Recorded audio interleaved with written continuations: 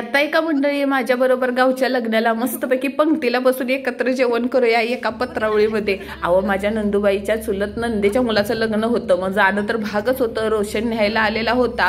गोटेवाडीमध्ये लग्न होतं, पण येळगावमध्ये जाता जाता मस्त आपल्या लाडक्या महाराजांच्या मूर्तीची स्थापना चाललेली होती. लय भारी वाटलं बघा बघून. गेलो तर हळदीला सुरुवात झालेली होती. मस्त नवरदेवाच्या घरापुढं ना आंब्याचा मंडप घातलेला होता आणि नंदूबाईच्या घरातल्या सगळ्यांनी पिवळी साडी घातलेली होती, म्हणजे पैठणी व मोरवाली नाचरे मोरावाली.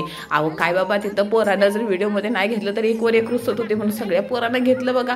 अहो 1 तास झालं हळद चालू होऊन, पण अजून नवरदेवीचं मी तोंडच बघितलेलं नव्हतं. जेतेमध्ये घुसत होतं. नुसता सगळीकडे पिवळा वातावरण झालेला होता. अरे एवढी मज्जा आली ना. गावचं लग्न म्हणजे काय सांगू, एक नंबरच असतं. मस्त गावच्या अंगणामध्ये मंडप घातलेला असतो. सगळीकडे कल्लोलाट भावकीतली माणसं. मग काय, आपण पण मध्ये घुसून नवरीला पण बघितलं ना, हळद पण लावली.